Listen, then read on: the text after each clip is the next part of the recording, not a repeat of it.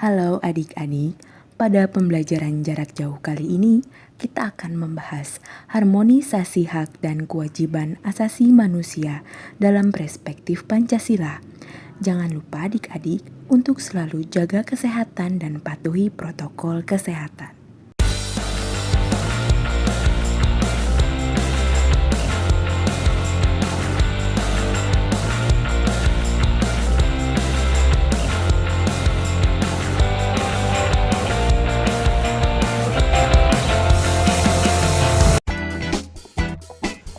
Materi pertama,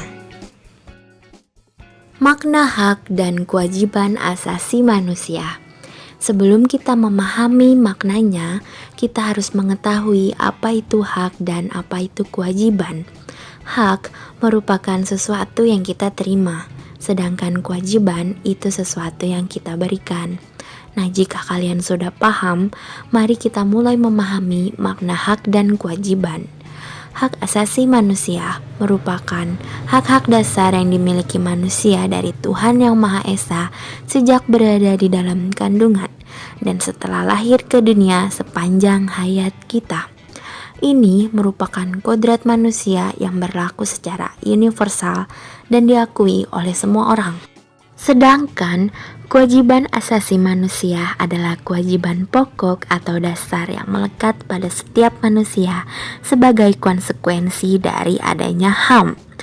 Kewajiban asasi menjadi kewajiban dasar disertai tanggung jawab sebagai bentuk menghormati hak asasi manusia. Lalu, kenapa sih harus ada kewajiban asasi manusia? Itu karena sebagai pembatas hak asasi manusia agar tidak memunculkan sifat egoisme manusia. Nah, oleh karena itu, hak dan kewajiban menjadi dua hal yang saling berkaitan dan tidak dapat dipisahkan satu sama lain.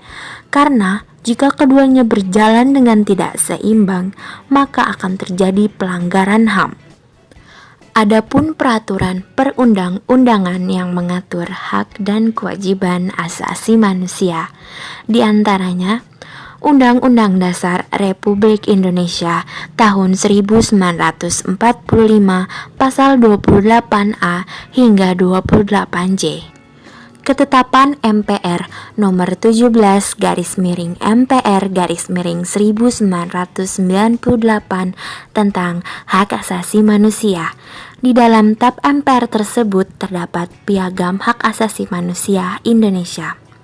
Undang-Undang Republik Indonesia nomor 39 tahun 1999 tentang hak asasi manusia dan pasal 27 ayat 1 Undang-Undang Dasar 1945.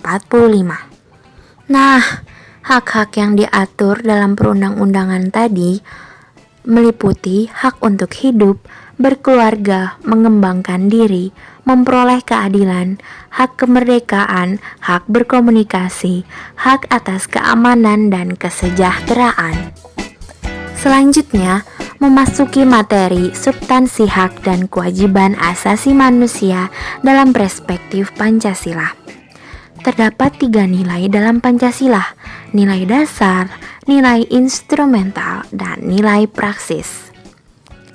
Oke, kita bahas hubungan hak dan kewajiban asasi manusia dalam nilai dasar sila-sila Pancasila. Sila pertama, ada sila ketuhanan yang Maha Esa.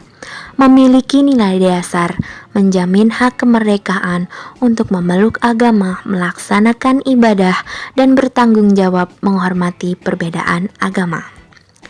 Sila kedua, kemanusiaan yang adil dan beradab. Memiliki nilai dasar yaitu menempatkan hak setiap warga negara pada kedudukan yang sama dalam hukum, memiliki kewajiban dan hak-hak yang sama untuk mendapat jaminan dan perlindungan hukum. Sila ketiga, ada persatuan Indonesia. Nilai dasar yang terdapat di dalamnya yakni mengamanatkan adanya unsur pemersatu di antara warga negara dengan semangat gotong royong, saling membantu, saling menghormati, rela berkorban, dan mengedepankan kepentingan bangsa di atas kepentingan pribadi atau golongan. Sila keempat, kerakyatan yang dipimpin oleh hikmat kebijaksanaan dalam permusyawaratan perwakilan. Nilai dasarnya dicerminkan dalam kehidupan pemerintah, bernegara, dan bermasyarakat yang demokratis, menghargai hak setiap warga negara untuk bermusyawarah mufakat yang dilakukan tanpa adanya tekanan dan intervensi yang membelenggu hak-hak partisipasi masyarakat. Dan yang terakhir, sila kelima, keadilan sosial bagi seluruh rakyat Indonesia. Nilai dasarnya mengakui hak milik perorangan dan dilindungi pemanfaatannya oleh negara serta memberi kesempatan sebesar-besarnya pada masyarakat. Nah, tadi kita sudah membahas nilai-nilai dasar yang terdapat pada sila-sila Pancasila. Sekarang kita akan membahas hak dan kewajiban asasi manusia dalam nilai instrumental. Nilai instrumental bersifat lebih khusus dibandingkan nilai dasar. Perwujudan dari nilai instrumental adalah membentuk ketentuan-ketentuan konstitusional, mulai dari Undang-Undang Dasar Republik Indonesia tahun 1945 sampai dengan peraturan daerah. Terakhir, ada nilai praksis pada Pancasila. Nilai praksis merupakan realisasi nilai-nilai instrumental, suatu pengalaman dalam kehidupan sehari-hari.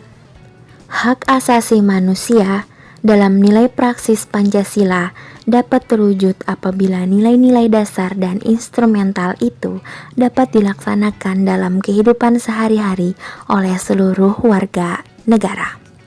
Hal tersebut dapat terwujud apabila setiap warga negara menunjukkan sifat positif dalam kehidupan sehari-hari. Sekarang kita memasuki ke dalam materi kasus pelanggaran hak asasi manusia dan upaya penegakannya. Mari adik-adik kita saksikan tayangan berikut ini. Menjelang era reformasi, sederet kasus pelanggaran hak asasi manusia masih belum dituntaskan hingga kini. Mulai dari penculikan aktivis, kerusuhan 98 hingga penembakan aparat keamanan di aksi demonstrasi mahasiswa, kasusnya masih menggantung.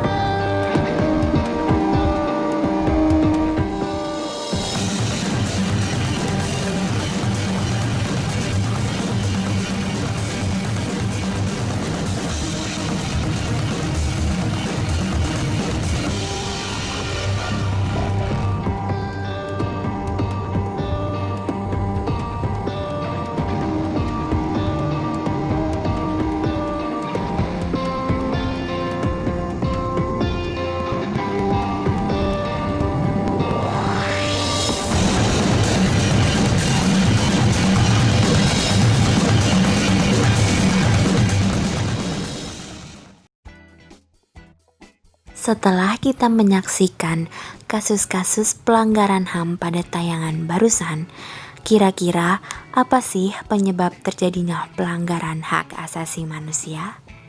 Pelanggaran HAM dapat terjadi karena dua faktor internal dan faktor eksternal. Dalam faktor internal, pelanggaran dapat terjadi karena adanya sikap egoisme, rendahnya kesadaran atas HAM dan sikap toleran. Sedangkan pada faktor eksternal terjadi karena penyalahgunaan kekuasaan, ketidaktegasan aparat dalam menegakkan hukum, penyalahgunaan teknologi, dan kesenjangan sosial serta kebutuhan ekonomi yang tinggi.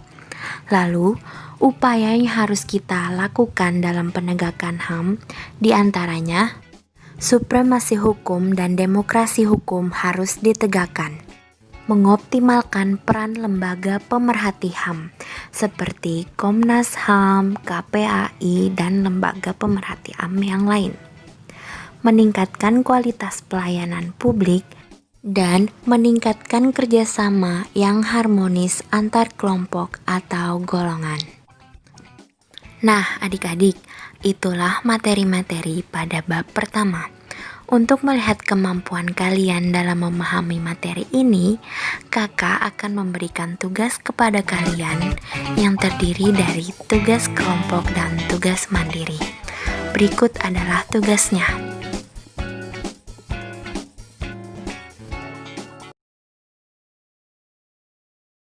Sekian materi untuk hari ini. Kita akan bertemu kembali di minggu depan untuk belajar materi